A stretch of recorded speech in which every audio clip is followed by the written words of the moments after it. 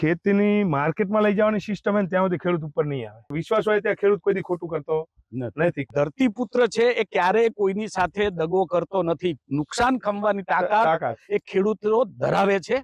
નિમેટોઇડની તમે વાત કરી તો કદાચ કોઈ ખેડૂત રોપા ખરીદવા ગયો તો એને કેવી રીતે ખબર પડશે કે આમાં નિમેટોઇડ છે કે નથી? 100%. જે ફાર્મર આગળ લે ને તે ફાર્મર આગળ જે બનાવતા આજે માર્કેટમાં ઘણા બધા રોપા બનાવે. જેમ કે અત્યારે આપણા દેશમાં એક ઝુંબેશ ચાલે ઓર્ગેનિક, તો તમે જ્યાં જાવ ચોકડી પર ઓર્ગેનિક તમને મળી જાય, પણ એની ચકાસણી કોઈ નહીં, બધા જ ઓર્ગેનિક. એટલે તમારા વિશ્વાસ વગર તો તમે હું કહું કે આ હે, પણ એ તમારો મારો વિશ્વાસ વસ્તુ છે. અને એક વસ્તુ વિશ્વાસ હોય ત્યાં ખેડૂત કોઈ દી ખોટું કરતો નથી, કોઈ દિવસ જીવનમાં નહીં પણ. કારણ કે હું તમને એક મારો દાખલો આપું. મેં ગયા વર્ષે મારો માલ હે ને આ બગીચો મેં 74 માં મેં વેચ્યો હતો. વ્યાપારી કિલોના 74 રૂપિયા, 1 કિલોના 74 રૂપિયા. અને એના બીજા દિવસે મને બીજો વેપારી કિલોના 100 રૂપિયા આલતો હતો.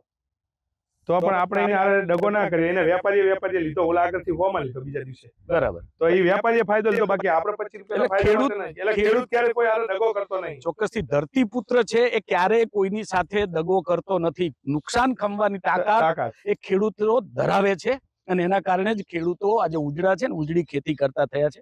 આપણે ભાવની વાત કરીએ ને વેપારીની વાત કરીએ તો આ જે દાડમ પાક તૈયાર થાય એ પછી એને માર્કેટમાં લઈ જવા માટેની શું સિસ્ટમ? તમે માર્કેટમાં જઈને વેચો છો કે વેપારીઓને તમારા ખેતર સુધી આવવા મજબૂર થવું પડે છે? ખેતીની માર્કેટમાં લઈ જવાની સિસ્ટમ ત્યાં સુધી ખેડૂત ઉપર નહીં આવે. કારણ કે ત્યાં જશો એટલે જે બધું આજે ચાલતું રહેલું એ ભાવ આવે ના અહીંયા ભાવ હોય, બોલતા હોય 125, તમે અહીંયા જાઓ એટલે એ કે નાનું હે, ફાટેલું હે, ચટ્ટો હે, આ હે તે. પણ તમારા ખેતર ઉપર આવીને જયારે વેપાર થાય અથવા તમારા ઘરે જયારે વેપાર થાય ને ત્યારે કોઈ પ્રશ્નો આવતા જ નહીં. એટલે અમે અત્યાર સુધી 4થું વર્ષે માલનું કોઈ દિવસ અમે વેચવા નહીં ગયા. જે લોકોને લેવું હોય, ફાટેલું લેવું હોય, જે લેવું હોય એ અહીં જ ભાવ કરવાનો નથી, લઈ જાય. એટલે અમને ક્યારે નુકસાન નહીં થતું.